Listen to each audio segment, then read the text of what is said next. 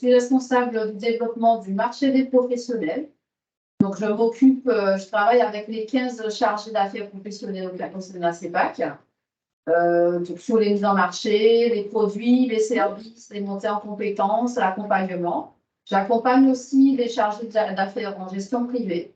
Ils sont 12, plus il y en a 4 conseillers aussi. J'accompagne aussi les 18 directeurs d'agence et on a aujourd'hui 18 agences en Guadeloupe et du Nord. Donc, ça fait beaucoup, effectivement. Mais je ne m'arrête pas qu'à ça. Je fais aussi le lien avec les partenaires, comme UDEMEDEF, puis on verra aussi la liste des partenaires avec les réseaux accompagnants sous le volet projet, les professionnels. Donc, je fais ce lien aussi avec eux. Je rentre en contact avec les porteurs de projets, certainement comme vous qui vous êtes connectés aujourd'hui pour participer à ce webinaire. Voilà, regarder un petit peu en conseil, en accompagnement, comment on peut travailler ensemble. Donc, je fais des petits volets.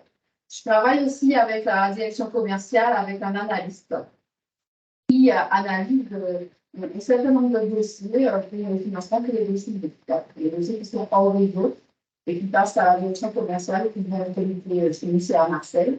Et je travaille aussi avec lui, donc ça m'arrive aussi d'analyser les dossiers, voilà.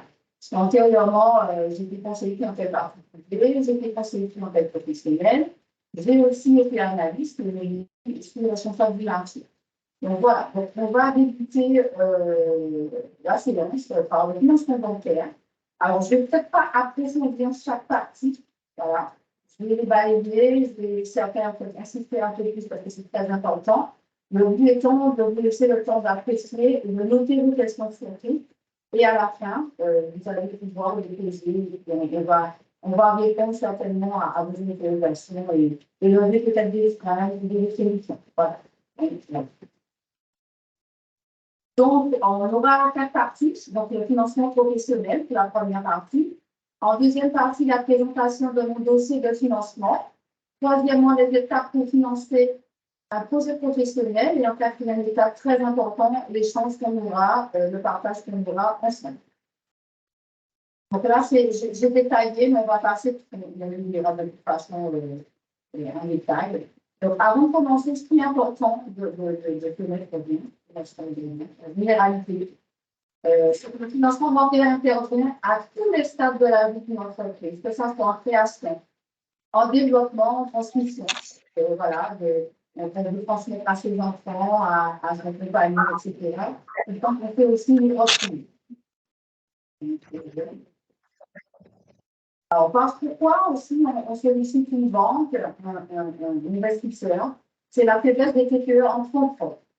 Nous, leur incapacité à autofinancer leur projet. Mais comme ils n'ont pas la capacité, ils n'ont pas suffisamment de fonds propres, donc ils font appel à un partenaire qui peut pouvoir les aider à se développer, à créer ou à se diversifier.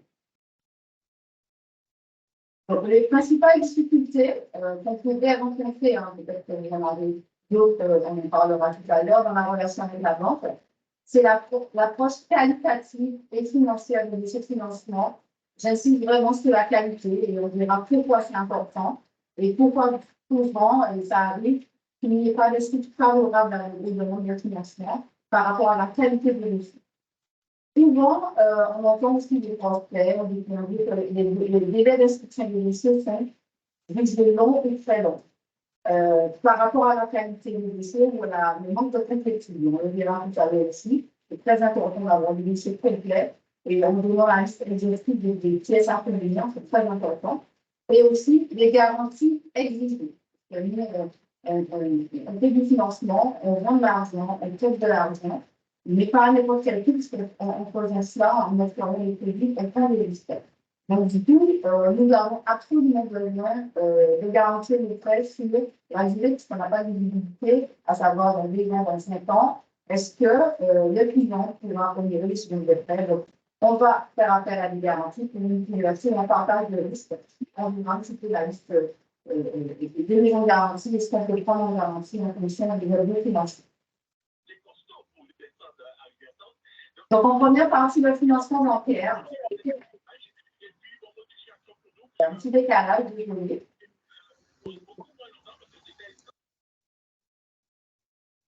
Voilà. Je pense que ça, c'est gros, je dis, j'avais éventuellement. Donc, les différents types d'objets de financement qu'on peut solliciter chez nous, une banque, c'est la création, le rachat, la reprise d'entreprise ou le financement d'une franchise. On peut aussi demander le financement des lieux commerciaux, des livrets, on peut avoir un local commercial, des livrets de financement, ça fait des immobiliers professionnels. Reprise de parts sociales, on achète des conteneurs de parts sociales. Ou reprise une installation d'une patientèle dans les cadres du profession libérale. Le financement d'un projet, on dit corporel, incorporel, ce qu'on appelle corporel chez nous, c'est tout ce qu'on peut palper, un matériel, une machine. Et tout ce qu'on appelle incorporel, c'est quelque chose qu'on peut palper comme une licence. On peut aussi financer des véhicules professionnels et le volet aussi trésorerie, fonds de roulement, avec des facilités de caisse et des découvertes. Alors, aussi, c'est des fonds de financement qu'on demande aussi. Il y a différents types de crédits professionnels. Par rapport aux objets en besoin, on a les crédits qui vont bien en face. Donc, on a le plus classique, c'est le prêt professionnel amortissable à taux fixe avec ou sans différé. Ça, c'est le plus commun. On a aussi les prêts infinés. Le prêt infiné, c'est quand, disons, je veux une entrée d'argent de tel ou tel principe. Donc, je veux faire un prêt infiné sur 1 an, sur 2 ans. Et à la fin de cette période, je rembourse la totalité du prêt. Et entre-temps, je paye des intérêts chaque année. Mais en fait, on peut continuer son crédit et on paye en one shot à la fin, avec les petites périodes de définition. Le financement participatif et tout ce qui est crédit bail public, ça c'est sur les locations. Voilà, on fait appel à un crédit bailleur, on est partenaire, ça demande à un partenaire du client. C'est une série de services, et aussi on peut faire tout le matériel et les véhicules, on peut faire aussi un peu. Et le deuxième, je vais vous laisser parler de l'internat, c'est tout ce qui concerne le crédit de trésorerie, les découvertes autorisées, les facilités de caisse. La différence entre les deux, c'est que la facilité de caisse, c'est maximum 15 jours de chiffre d'affaires. 15 jours de chiffre d'affaires et c'est pour pallier à une difficulté, à un imprévu. Voilà, c'est quelque chose de très ponctuel, exceptionnel. Et le découvert par contre autorisé, c'est que ça correspond à peu près dans les ventes à 15 jours de chiffre d'affaires de films compris. Voilà. Et c'est en général sur une durée longue, déterminée qu'on réussit chaque année. C'est pour cela, souvent, qu'on demande de donner les bilans financiers chaque année à la banque pour pouvoir réviser tout ça. Et la facturage, on fait appel à un facteur, c'est une sécurité, c'est par un facteur, et on cède toute une partie des factures pour avoir la trésorerie à 48 heures. C'est les gens qui ne pas avoir de décalage de trésorerie. C'est une solution de trésorerie de court terme. Et le crédit campagne, ça c'est dédié aux entreprises et aux activités saisonnières. Par exemple, la canne à sucre, des fois, ça s'appelle les hôtels, ils travaillent certaines périodes de l'année. Et pendant les périodes creuses, il n'y a pas de chiffre d'affaires qui rentre. Il n'y a pas de crédit. Donc, les fonds vont donner les campagnes permettant de préparer la grosse période pour pouvoir résister, persister. Donc, il faut après l'année, c'est des crédits campagnes. Bien souvent, la durée des crédits d'investissement, c'est mis en place et proposé entre 2 ans et 7 ans. Exemple, chez nous, chaque banque pratique à peu près les mêmes choses, mais avec des particularités. Exemple, chez nous, à la CEPAC, tout ce qui est pharmacie, exemple, ça peut aller jusqu'à 10 ans. Tout ce qui est l'immobilier, c'est-à-dire si on achète des murs, elle peut aller jusqu'à 15 ans. Et c'est un petit peu plus long, c'est des montants un petit peu plus élevés, forcément. La durée est beaucoup plus longue. Mais c'est à adapter en fonction de l'objet précis. Alors, très important, ce que le lien derrière, explicite. Alors, c'est important que nous, quand on parle de qualité de dossier, de se faire accompagner par des réseaux accompagnés, par un expert comptable. Souvent, quand le porteur de projet est un business plan, parce que souvent, il y a le calcul de tout, avec les investissements, on peut même faire son PNL, etc. Mais il faut qu'il reste cohérent et qu'il respecte toutes les étapes pour qu'il soit, comment dire, présentable, bancable. Alors, souvent, en passant par les réseaux accompagnants, en amont, ça se prépare. Voilà. On prend son temps, on le prépare, on fait des études de marché, et on peut se faire accompagner par l'UNE, par exemple, initiative de groupe, la CCI, les réseaux entreprendre, la VGE, la mission locale, France Active aussi, et notre partenaire, je peux le faire assez papier, qui existe, par exemple, les France Active, c'est une garantie de création. Donc, tous ces dispositifs sont mis à disposition de la comme ça depuis un an, hein, des accords de projet, les gens qui ne s'y connaissent pas, qui ont pourquoi pas envie d'entreprendre. Et le but et le rôle de ces mesures d'accompagnement, c'est d'accélérer la réussite des entrepreneurs en leur donnant les moyens de s'engager. Voilà. Donc, c'est de bout en bout, on va suivre un processus avec ces réseaux pour pouvoir présenter un dossier. Et d'ailleurs, le lien est facilité avec la banque, on est partenaires, hein, on travaille ensemble. Et souvent, je reçois les dossiers, on en discute.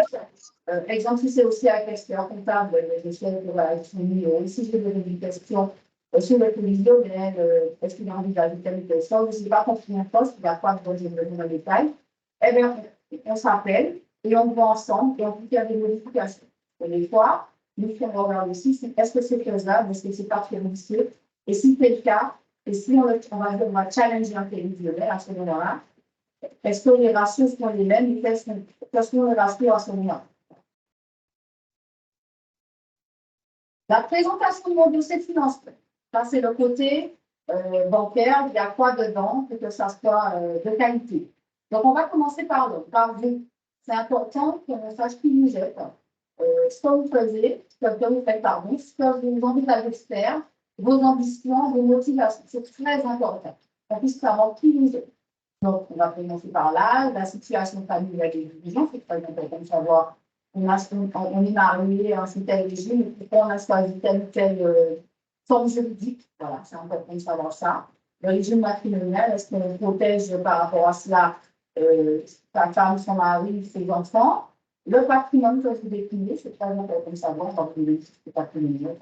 Vous avez les avoirs, vous avez votre propriétaire, pas propriétaire, savoir si on vous met en danger ou pas, c'est important comme conseil. Le professionnalisme des dirigeants, savoir si vous avez déjà exercé ou vous avez l'expérience dans tel ou tel domaine. Est-ce que c'est nouveau pour vous? Pourquoi vous démarrez? Est-ce que, voilà. Votre CV, en fait, qu'est-ce que vous avez fait? Et puis, quand vous allez là? Mais forcément, si on vient, il faut pas. C'est important que nous comprenions ça.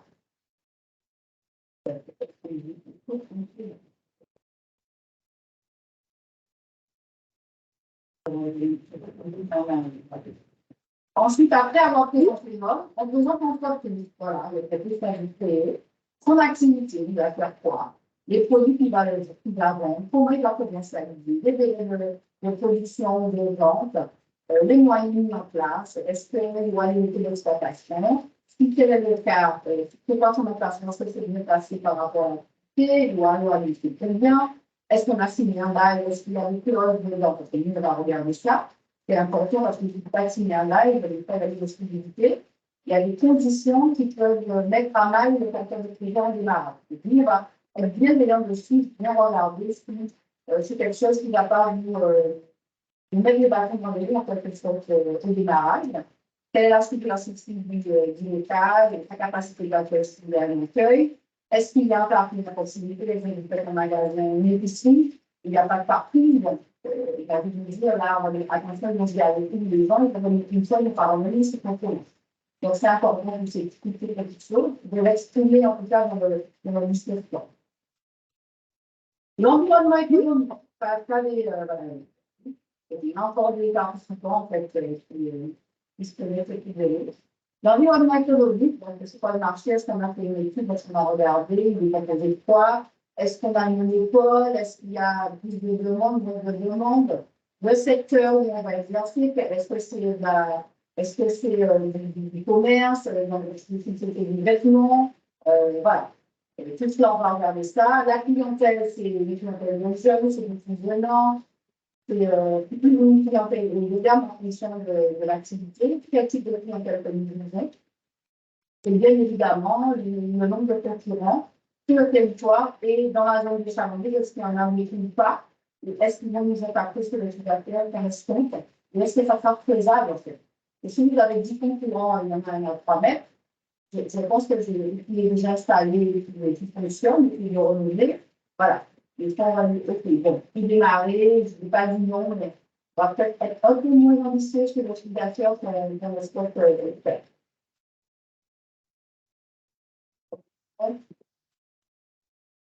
Ensuite, on rentre dans la vie du sujet, le projet. Vous avez vu, il y a un cheminement bien avant d'arriver au projet. Le projet, c'est la finalité. Mais nous, ce qui nous intéresse, c'est tout ce qui est en amont bien souvent. En fait. Les idées sont intéressantes, mais le projet vient bien après. Donc, on note là, on fait une petite note de présentation qui permet de faire ça, et c'est comment on va le faire, etc. Là, votre motivation, est-ce que c'est quelque chose que vous avez étudié, ou vos parents sont veillants, ou vous avez travaillé dans une société depuis des années, plus naturellement, vous êtes la continuité? Quelle stratégie que vous allez mettre en place? Souvent, on reprend une activité qui existe, et on va dire, pourquoi vous allez apporter, pourquoi vous vous êtes intéressé d'activité de santé supplémentaire? Qu'est-ce que vous allez apporter? C'est quoi votre stratégie? Vous allez, si on reste par exemple, une vie plus le matin, une maîtrise de table, finalement, on va vous laisser les soirs, on va faire des activités qui n'existent pas, et ça va expliquer pourquoi notre stratégie, on va prendre le développement, et que voilà, c'est possible. Votre intérêt financier et économique. Bien évidemment, si on se lance pour un professionnel, c'est que ça nous rapporte des sous, en fait. Et si dès la première année, on ne dégage peu ou pas, il peut peut-être revoir quelque chose dans le business. Dans le business model, il a quelque chose qui ne va pas. Souvent, on se dit, on se prend pas de salaire pendant 2 mois, c'est un peu normal, il peut démarrer là. Mais comment aller le faire payer? Nous, c'est important que nous aussi, de voir cela, et c'est pour ça qu'en amont, vous prenez votre patrimoine, que votre femme, votre mari travaille, connaît dans le faire qui fonctionne. C'est important pour nous que vous soyez à l'aise, sans stress. Et voilà, on arrive au montant du projet et du financier. La demande de financement, pour quelle durée? Est-ce que c'est un court terme, moyen, long terme? Alors, si c'est un moyen, long terme, par exemple, on achète quelque chose, on achète un bâtiment, on achète un train de commerce, on achète des parts sociales, on va nous résilier forcément l'évaluation du public. Nous, on est là, dans le conseil, pour que vous achetez quelque chose dans les prix du marché. Par exemple, oui, c'est une bonne affaire, mais c'est une bonne économie. C'est une bonne évaluation. On le demande par un comptable ou un expert.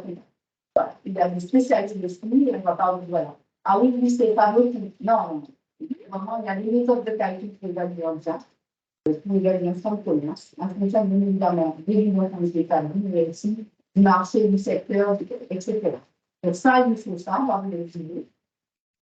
Dans votre plan de financement, vous dites que vous mettez un appel parce que nous avons des justificatifs. Et l'évaluation aussi, si vous avez un stock, vous évaluez des stocks et les voilà. Quand vous allez avancer un argument, on va demander en face des éléments factuels. Un document au banc, disons, voilà. On avance quelque chose, on vérifie par un document factuel et on passe à autre chose. Et c'est comme ça qu'on dit qu'on a la liste objective, elle aussi est complète. En troisième partie, les étapes pour financer un projet professionnel.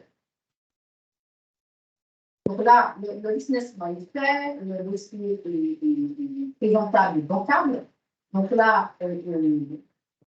on se dirige vers le banquier et on a notre offre.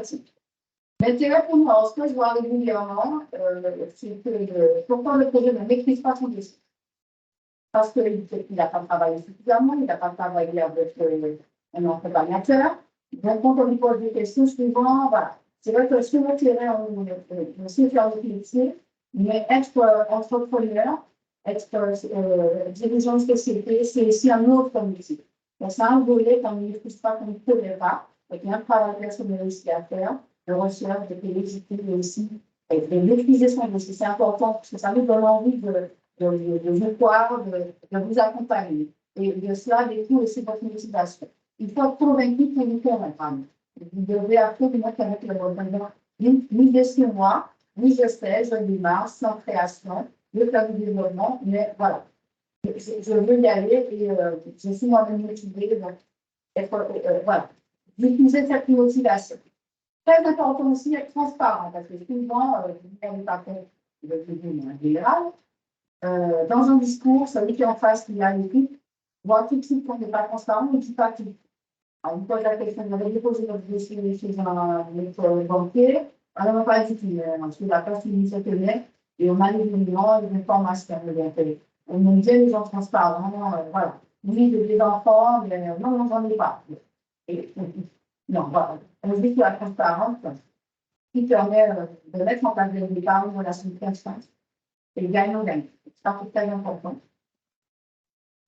Ensuite, l'importance de la complétude de mon dossier de financement et la prise en charge rapide. Ça, on en a parlé, c'est important qu'il soit de qualité et qu'il soit complet. Donc, on vous donne une liste exhaustive de chaque réunion. Il faut que ça prenne bonne et due forme, que ça soit très présentable. Et bien souvent, en fonction de ce que je vois, ce qu'on fait. Et en plus, parce que dès qu'on vérifie des choses, parce qu'on a un manque de transparence, justement. Et quand on voit les pièces, évidemment, on les regarde. Et à ce moment-là, on peut lui demander effectivement des pièces complémentaires.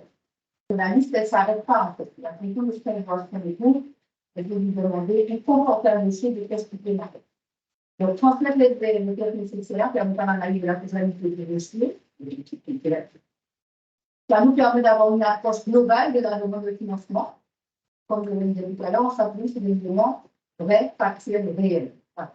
Il faut au bord avec ce. Et tout cela permet de réduire le délai de traitement de la demande de financement.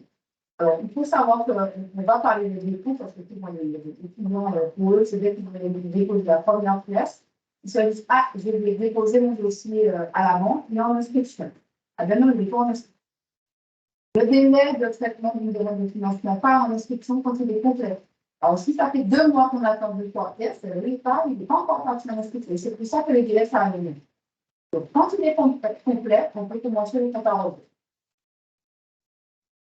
L'analyse du projet et la réalisation du dossier bancaire. Il faut savoir que nous, une fois qu'on a vu l'analyse des féminines, on a vu ces clients, on valide.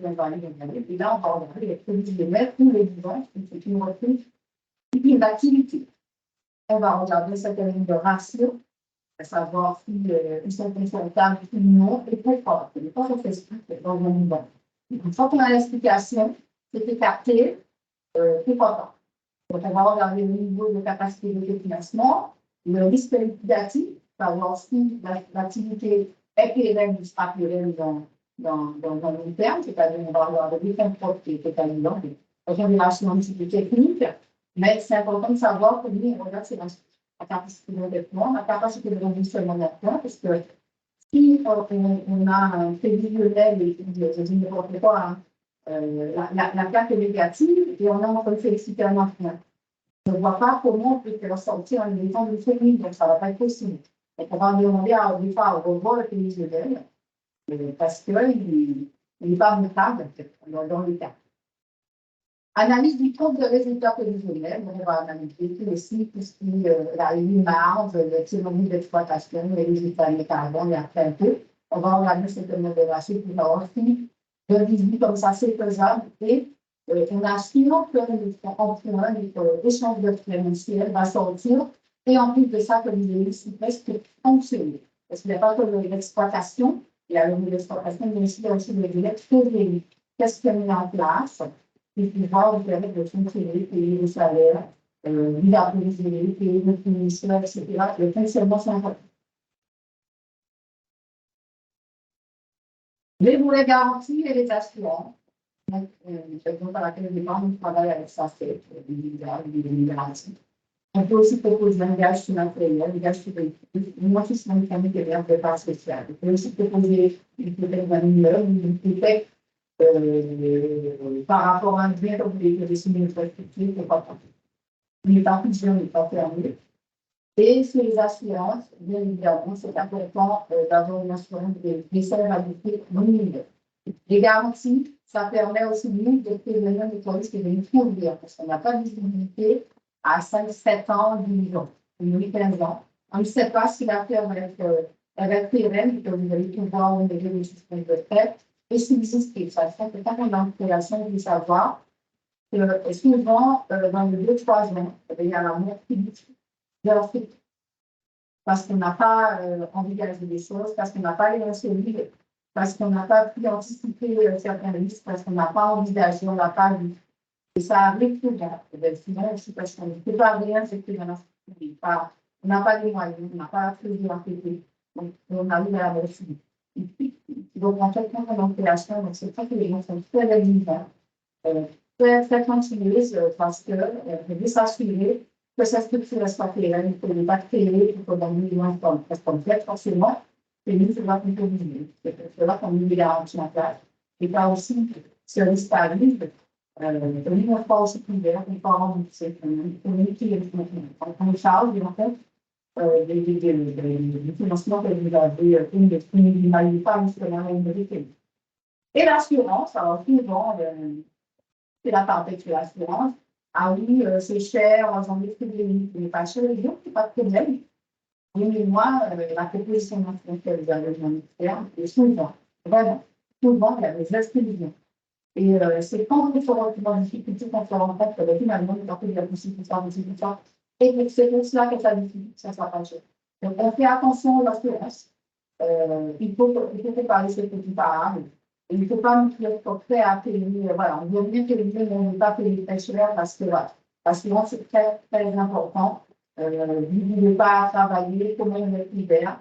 Il y a un bien de temps, il y a aussi la prévalence. Voilà. Il y a tout type d'assurance, de prévalence qui existe.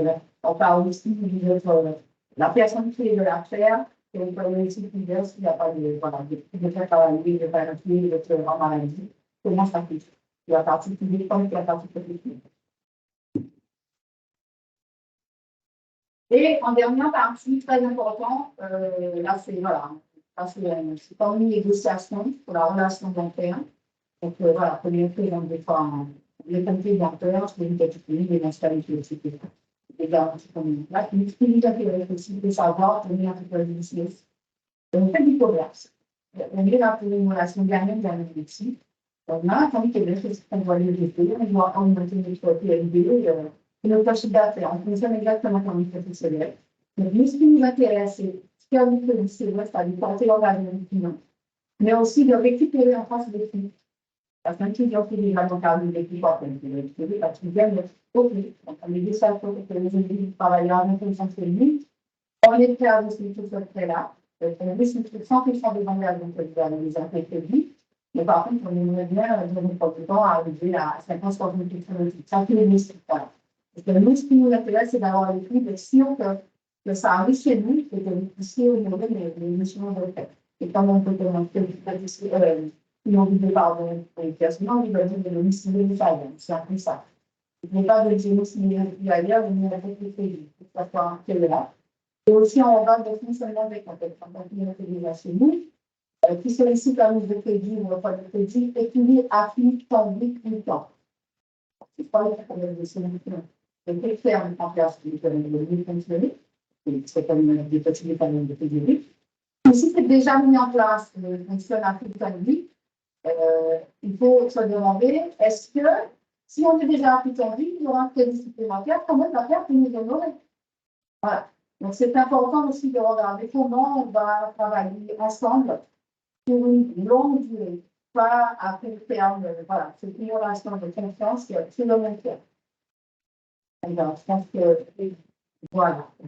On en a fini et on a plus ou moins respecté le timing. Donc, voilà, je ne suis pas rentrée prendre tellement de détails sur chaque partie volontairement, parce qu'on est très nombreux, je ne sais pas, on est 40, je pense. Donc, on est 27, on est 26, donc je suis à votre disposition pour que je vous écoute, on va échanger. Si vous avez des questions, voilà. On vous écoute.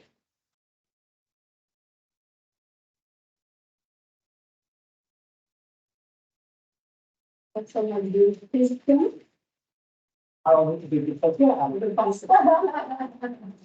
Oui, c'est clair. Non, mais des fois, on a des attentes, donc il faut se connaître comme ça, on a des attentes, on veut peut-être approfondir quelque chose, mais personnellement aussi, un conseil, on est ouvert à tout, pas de problème. On a dit, oui, vous avez posé une question. On vous écoute, ça donne votre micro.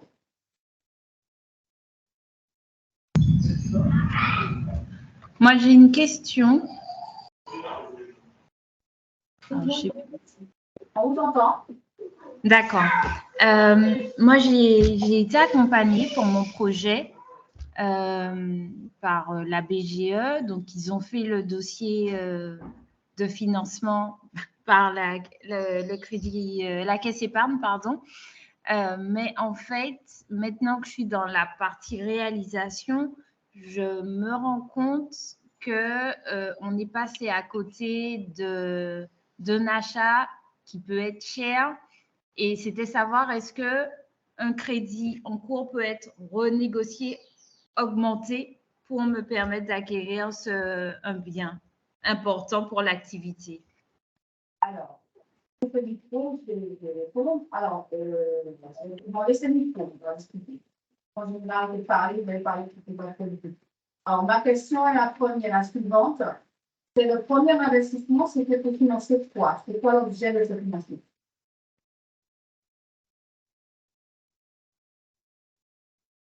Oui.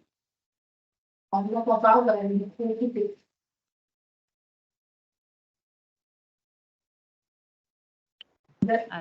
Oui, excusez-moi. C'était pour financer du matériel, de l'achat de matériel. Alors, la question, c'est non, puisqu'on ne peut pas coupler les objets de financement. Si c'était de l'équipement, on ne pourra pas le coupler avec l'acquisition d'un bien pour exercer la structure, l'activité de la structure, c'est bien ça. Oui. Donc, vous devriez faire un deuxième financement. Alors, vous devez être locataire, je suppose. D'accord. Vous êtes locataire aujourd'hui? Oui, du coup, il me faut la machine à tout prix pour pouvoir lancer l'activité. Ah, c'est une machine, c'est pas les murs d'exploitation. C'est une machine, oui, c'est une machine. Donc, autant de machines qu'il y aura si vous ne le faites pas en même temps, parce que si vous avez plusieurs machines et que vous avez fait le premier crédit, ils ont tout mis ensemble dans notre crédit. Mais là, on ne va pas revoir le crédit pour augmenter comme c'est une facturation, ce n'est pas le cas. Donc, il faudra faire un deuxième crédit. Et à ce moment-là, peut-être le faire en crédit bail si la machine est éligible au crédit bail. D'accord, ok, merci beaucoup. Un partage de risque avec le crédit bailleur. À ce moment-là, ça vous avez des loyers et ça ne passera pas en charge financière dans le bilan, mais ça va passer en charge externe. Donc, il ne sera pas au même endroit dans le bilan. Et en plus, le crédit bailleur avantage pour la banque, c'est le partage des risques pour planter les divisions en dessous de 50 ans. Mais pour vous, c'est le fait les loyers sont déductibles des impôts de la structure. Et ça, c'est intéressant. D'accord. Ok, merci. Puis aussi, vous pouvez aussi donner un prévisionnel supplémentaire, ok, en disant qu'avec cette machine, je vais escompter, aujourd'hui je fais tant, je vais ratio par rapport à ça, parce que je n'ai pas de dit, mais grâce à cette machine, je pourrais aller plus loin et je pourrais faire ça. Et on va analyser votre demande de financement à la sortie du crédit grâce à ce prévisionnel, intégrant ce document d'intérêt. D'accord, ok, très bien, merci.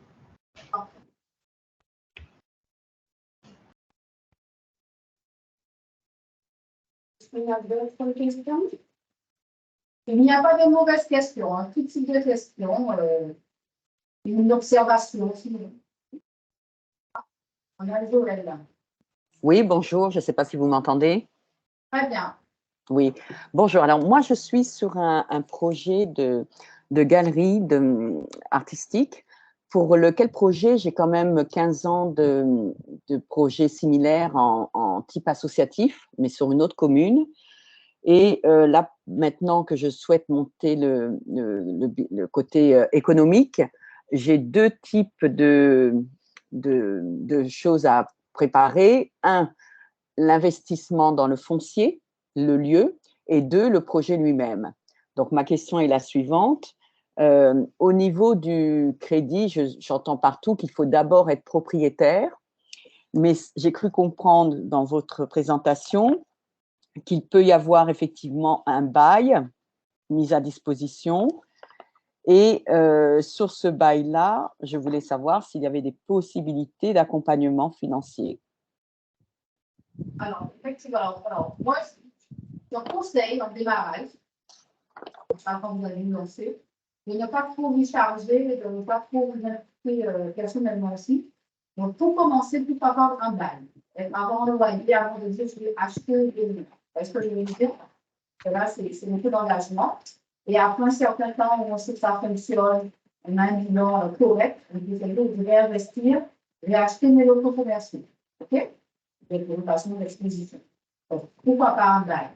Simplement derrière, le bail, c'est un loyer, ce sont des charges internes.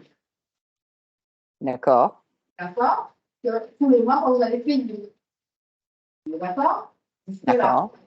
L'activité de votre structure doit être en capacité de payer les charges internes de la structure, dont le loyer. Oui. On ne va pas pouvoir vous faire un crédit pour pouvoir payer votre loyer. En revanche, en démarrage, vous pouvez faire un petit crédit examiné par la crédit d'épargne, un crédit de trésorerie, examiné en partage avec la sol. Et voilà, c'est une somme de mouvement, c'est pour payer le démarrage qui commencer. Je ne sais pas, je dis n'importe quoi, le loyer, c'est 1 000 €. Pour être à l'aise, je vais demander 5 000 € de crédit de trésorerie qui me permettent de commencer. Et nous, derrière, on peut dire, OK, je vais pouvoir business, ça me paraît aussi faisable. On va aussi mettre un petit découvert avec des numéros pour pouvoir commencer. Donc, ça sera du court terme, en général, ou un petit crédit trésorerie, pourquoi pas. Mais ça ne sera pas le crédit d'équipement, parce que le loyer, normalement, il sort par l'activité au quotidien mensuellement. On peut vous donner une petite souplesse pour quelques mois. Ça, c'est faisable. D'accord. Alors, le deuxième scénario est le suivant, parce qu'en fait, je souhaite investir dans un immeuble sur une commune dont les prix ne cessent de flamber, c'est Pointe-à-Pitre, et on connaît bien la réalité de cette commune. Et ma question est la suivante. Étant moi-même propriétaire d'un petit immeuble R+2, est-ce que je vends mon immeuble pour avoir un apport et faire l'acquisition et pour stopper du coup ce qui serait demain un frein à mon entreprise et son développement? Ou est-ce que je mets mon immeuble en location et auquel cas, il y a déjà, je dégage de quoi financer en partie, par exemple, la prise en charge d'un loyer sur ce nouveau bâtiment, avec un bail location, par exemple, et du coup, avec une location, mais dont le risque serait que plus tard, peut-être l'entreprise ne serait pas en capacité d'acquérir le bien. C'est un petit peu ça mon gros questionnement du moment. Et avec l'idée, pardon, j'ai entendu ça tout à l'heure dans la présentation, l'idée de mettre, de louer mon bien, mais de le mettre aussi en hypothèque parmi les espèces de garanties que je peux apporter à la banque. Alors, c'est typique, il m'a exposé quelque chose, mais je ne vous connais pas. Vous voyez ce que je veux dire? Je ne sais pas qui Oui, bien sûr. Votre patrimoine de situation comme ça, on va l'expliquer parce que ce n'est pas le mieux. Mais par rapport à ce que j'ai entendu, j'aurais opté sur la solution de précaution. Parce que précaution. Voilà, précaution. C'est-à-dire, aujourd'hui, vous êtes déjà propriétaire d'un immeuble. Ce serait dommage de le vendre pour une activité où on n'a pas de visibilité, c'est pas bénéfique. Gardez ce que vous avez, selon moi. Mais après, vous avez peut-être d'autres objectifs en patrimoine, mais ça nous interdit aussi. Je ne peux pas décider à votre place, mais je pense que je comprends. J'aurais joué sur la précaution et garder mon immeuble et louer toute une partie et louer aussi avec un bail sur la deuxième structure. Et en fonction dans 3 ans, dans 4 ans, de comment ça se comporte, à ce moment-là, j'aurais pourquoi pas envisagé de vendre une partie pour l'immeuble à la structure si elle peut financièrement assurer cet actif. D'accord. Ben, je vous remercie beaucoup.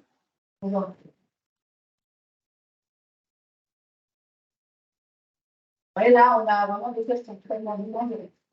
Mais par contre, je pourrais répondre à des questions de Joël. Si je ne la connais pas, donc, en présentiel, comme ça, si on s'appelle, on se voit, je vais te poser plus de questions sur sa partie privée. C'est son âge, ses besoins, ses ambitions. Si elle a d'autres projets, pour pouvoir peut-être mieux répondre. Là, on a fait en fonction de ce que j'ai entendu.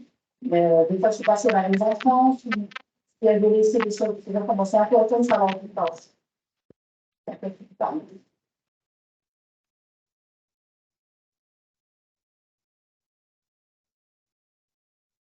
On a aussi peut-être des témoignages, peut-être des professionnels qui sont connectés et qui ont eu un accord de financement ou qui ont eu un refus de financement, qui peuvent témoigner aussi de comment ça s'est passé, comment ils ont vécu. Voilà, c'est important aussi de partager aussi avec d'autres personnes. Joël, vous écoutez? Je vois que personne ne prend la parole alors que moi j'ai une myriade de questions. Est-ce qu'on pourrait juste revenir sur la slide sur le FP, pardon, vous êtes passé un petit peu vite l'analyse du projet parce qu'il y avait des acronymes qui me sont complètement non connus. Et alors, je sais que cette conférence, enfin, cette présentation est enregistrée. Je ne sais pas si on en aura copie, auquel cas je ne voudrais pas m'éterniser et faire perdre le temps à tout le monde. Mais j'étais un petit peu perdue. Voilà, le niveau de CAF, ça, je n'ai pas compris. Le risque liquidatif. La capacité d'autofinancement. Ah, d'accord, d'accord. Merci. Et alors, qu'est-ce que vous entendez par le risque liquidatif? Là, vous êtes allé un petit peu trop vite. Le risque liquidatif, c'est ce qui permet d'apprécier, simplement vous dire, est-ce que la structure va tenir? Est-ce qu'elle est liquide ou pas liquide? Est-ce qu'elle a les restes solides? Est-ce qu'elle a les fonds propres suffisamment solides? Exemple, on va calculer les fonds propres sur le total bilan. Il faut que pour avoir une idée à peu près d'un ratio, à peu près 30%. D'accord. Ça, c'est la normalité. Et des fois, on a des structures qui ont des restes solides qui sont à 80%. Ça veut dire que cette société peut engranger du risque et elle sera quand même pérenne. Par contre, on a des structures où il y a ça arrive, hein, surtout les auto-entrepreneurs, les entreprises individuelles, etc., qui ont le risque liquidatif négatif. Ça ne veut pas dire que c'est la mort subite déjà, mais ce sont les prémices, les premiers signaux qui disent attention, il y a quelque chose à faire à ce niveau-là, au niveau du bilan, qu'il faudra consolider. Parce que les fonds, capital social, là, on est bien d'accord qu'en fait, tout ça, c'est en général l'expert comptable qui est en capacité de dire. Hein, parce que moi, je vois bien, même si c'était au niveau associatif pendant 15 ans, ça fait partie de ce que j'appelle la littérature, que je ne sais, dont je n'ai pas du tout les clés pour ni la lecture, ni la compréhension, ni la possibilité de défense du coup le jour où je vais voir un banquier. C'est en gros, je vais voir un banquier avec mon équipe et la personne prend la parole et parle à ma place, on va dire, parce que si on attend de moi, à part justement une compréhension globale, je sais que je ne serai jamais en mesure d'éditer d'une part un tel bilan et surtout de le relire, ou voire même de le présenter. Tout à fait, Joël. Donc, c'est pour ça que je suis passée vite fait en disant, il y a des ratios, on les regarde, mais c'est un métier à part entière, mais attention. Mais après, c'est vrai que des fois, il y a des clients qui sont un peu curieux. Par exemple, là, vous avez posé la question, mais vous n'avez rien à faire avec, mais vous avez compris un petit peu la logique et pourquoi on le regarde, de passer un peu en tourner. Voilà, c'est plus environnement. Et c'est pour ça qu'il faut absolument être accompagné d'un expert dans le niveau accompagnant qui vont faire ressortir ces choses et qui connaissent à peu près les niveaux acceptables liquidatif et la capacité de financement. Ils savent que c'est acceptable.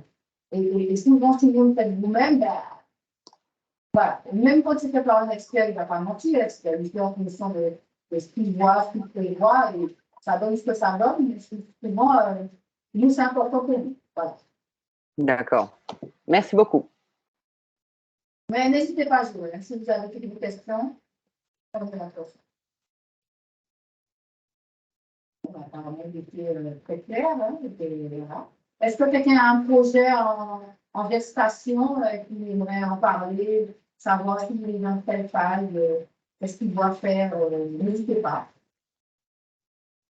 Quelqu'un qui a eu un crédit qui a été accordé, qui a été refusé, qui vient parler, témoigner. Et pareil, on vous écoute. Écoutez, nous, on a un projet, je ne sais pas si on s'était rencontrés ou pas, concernant la société Audiré Caraïbes. Le projet s'est bien passé, sauf qu'aujourd'hui, on est face à un problème avec votre organisme. C'est que les interlocuteurs ne nous répondent pas par rapport aux engagements qu'ils ont pris de déblocage de fonds, que ce soit aussi bien le gestionnaire de compte qui a changé ou le directeur. Donc ma question, est-ce qu'au niveau des interlocuteurs, si on n'obtient pas satisfaction, on a la possibilité de passer sur d'autres personnes ou d'avoir un médiateur qui puisse nous aider à avancer dans ces dossiers? Alors, je vais répondre. Alors, souvent, j'interviens. Voilà. Donc, en fin de question, je pense que vous pouvez avoir des coordonnées de mail. Je vais vous donner par mail. Ok, donc, parfait. peux avoir n'importe quel interlocuteur. Moi, j'interviens, je regarde. Et en général, ça fait vite et je pourrais vous dire un tel est en congé, un tel a été remplacé par un tel, parce que les a reçu des maladies. Voilà. Voilà, ok, bah écoutez. Le but, c'est de solutionner et de venir en fait quelle satisfaction. D'accord, on va faire ça. Merci beaucoup, madame.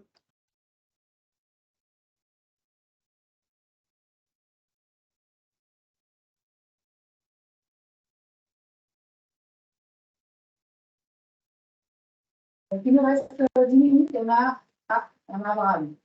Ah non, voilà.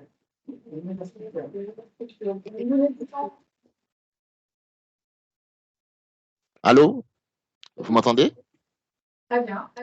Ok, très bien. Bonjour, bonjour à tout le monde. Je vous remercie pour cet exposé et ces explications. Donc, vous avez parlé de ceux qui portent des projets. Moi, je suis porteur de projet, même un projet déjà, on va dire, assez avancé. Donc, nous intervenons dans le domaine de soutien aux entreprises, par exemple la formation, la gestion du poste client et surtout le recouvrement de créances. Donc, dans le développement de cette entreprise, nous avons fortement besoin de financer, par exemple, on va dire, enfin, pour dire clairement les choses, carrément, nous avons besoin de fonds de roulement. D'accord? Donc, j'aimerais savoir, est-ce que, à votre niveau, c'est quelque chose qui est envisageable ou vous ne financez que du matériel ou de l'investissement, on va dire, autre? Alors, c'est tout à fait faisable, envisageable. Comme je l'ai dit, on finance de l'équipement, mais aussi du court terme, dont les besoins de fonds de roulement et de la trésorerie, pourquoi pas. Voilà, tout est possible et envisageable. Il nous suffit de voir un petit peu comment vous fonctionnez et faire une analyse de faisabilité pour dire OK, on y va.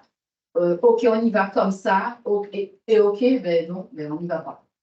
Ok, très bien. Merci beaucoup. Et même quand je dis, je crois que j'ai une cliente à la CEPA qui, voilà, on avait échangé et je lui ai dit, en l'état, ce n'est pas possible. Pour que ça soit possible et qu'on puisse réétudier le dossier, il me faudra ça, ça, ça, ça. On attend d'avoir le bilan et elle s'est représentée quelques mois plus tard avec un bilan. Et là, on l'a suivi. Voilà. Ok. Je n'ai pas précisé, mais je ne suis pas client Oui, oui, j'ai bien la... compris. D'accord. Très bien. C'était en Merci beaucoup. général. D'accord. En général, au D'accord. financement, le fonds de roulement, tout le monde fait, on propose à peu près une prestation.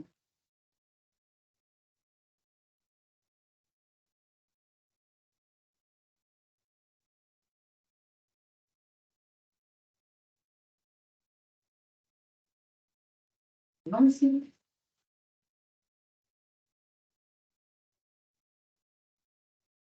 Oui, bonjour.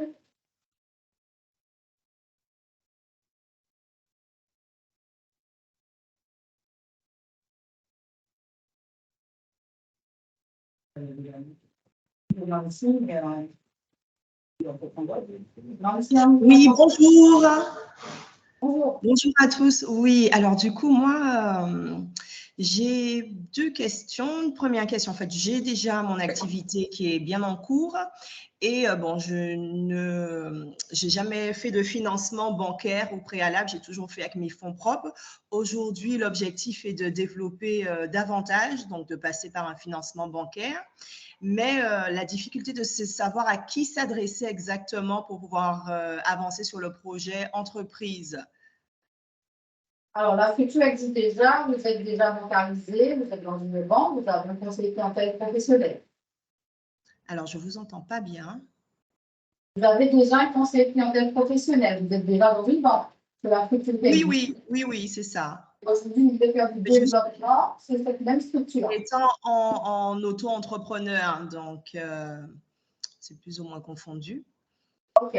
Est-ce que vous établissez un bilan? Oui. Voilà. Même si on est en auto-entrepreneur, ça ne fait pas de problème. Donc, vous avez un compte professionnel ou un compte particulier? Un compte particulier. Donc, voilà. Donc, si vous voulez faire un crédit professionnel, il faudra, même si vous êtes en auto-entrepreneur, ouvrir un compte professionnel. OK. Et à ce moment-là, avec le bilan que vous fournissez déjà, on peut regarder sans même faire un prévisionnel, est-ce que la structure a des rastreries pour supporter un crédit professionnel? D'accord. Si c'est le cas, on fait prévu avec les éléments financiers qu'on a. Et si ce n'est pas le cas, il faudra quand même faire un prévisionnel intégrant le nouveau projet pour voir, voilà, grâce à ce nouveau projet, cette machine, voilà, cet investissement, je vais pouvoir me faire générer des chiffres d'affaires supplémentaires et avec des ratios qui vont bien. Et à ce moment-là, on va faire l'analyse de la sortie du crédit avec ce prévisionnel qui intègre l'activité supplémentaire.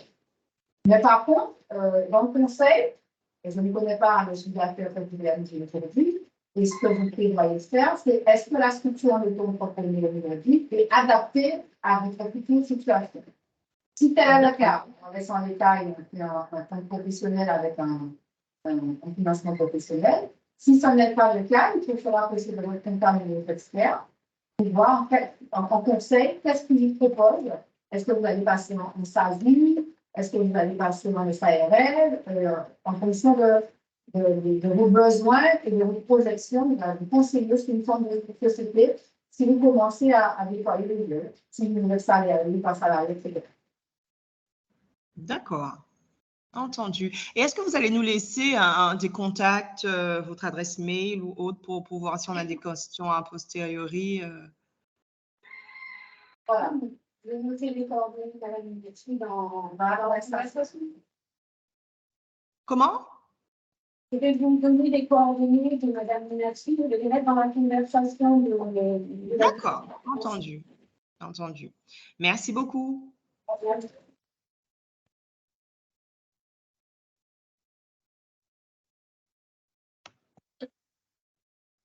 Alors, le monsieur, effectivement, il s'appelle Stéphane. Stéphane, on va vous mettre les coordonnées. Comme vous, c'est déjà bien engagé, c'est un dénotage de fonds. Mettez-moi le mail de suite, s'il vous plaît, comme ça. Quand j'arrive tout à l'heure du bureau, je vais regarder et vous répondre. Pourquoi je dis ça? C'est que je serai en congé aujourd'hui. Et si ça arrive demain, ce sera le match. Voilà. Donc, je vais intervenir de suite. En tout cas, mettez-moi votre numéro de téléphone et votre numéro de compte, voilà, professionnel. Comme ça, je regarde, puis votre chargé, et puis intervenir rapidement sur le compte de suite. On a mis Muriel là. Oui, bonjour. Vous m'entendez? Tout à fait. Oui. Alors, j'ai une petite question, une remarque. Donc, j'ai déjà ma société. Donc, je suis en compte chez vous d'ailleurs. Et je suis en train de monter une deuxième société. Mais malheureusement, donc, en fait, là, j'ai eu 2 rendez-vous avec le banquier. Et en fait, je ne les trouve pas du tout réactifs. Donc, en fait, c'est à peu près le même problème que notre monsieur. Moi, je trouve que pour le coup,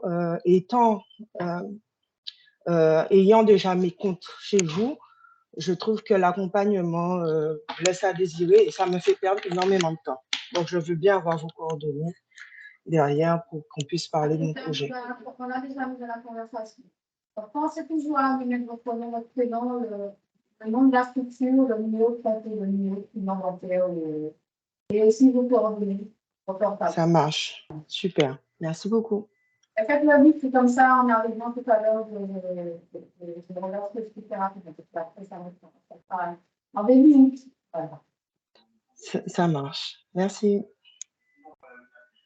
Je privilégie le mail. OK, pas de problème.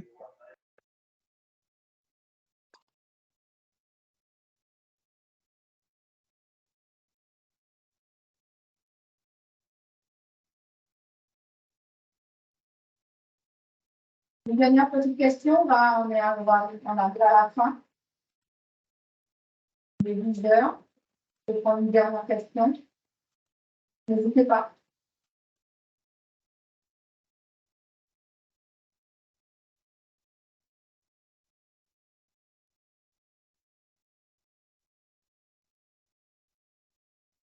Si vous n'avez pas davantage de questions, on va rester là, du coup. Donc, voilà, nous vous remercions d'avoir participé à cette expert. Merci aussi pour vos échanges, vos questions. Merci beaucoup. Donc, je prends dans la conversation les coordonnées de Madame Merci. J'ai également du coup les coordonnées de Miguel et Stéphane. Donc, si vous avez le temps, mettez-les dans la conversation, sinon je retrouverai sur vos inscriptions et je pourrai transmettre par les coordonnées. Donc, merci, Mika, merci pour cette présentation. Et puis, je vous dis à bientôt pour un panel d'experts. Alors, ce qui serait bien, c'est que vous répondez aussi à vos attentes, que quelqu'un en retour vers le MEDEC, si vous avez peut-être des sujets que vous voulez aborder. Voilà. Ça, c'est des choses qu'on peut programmer. La finance, voilà, quel que soit le sujet comme ça, ceux qui avaient demandé sur tel ou tel thème thématique, on fera les thèmes, les programmer, voilà. Merci. Merci. Allez, bonne journée. Au revoir. Au revoir.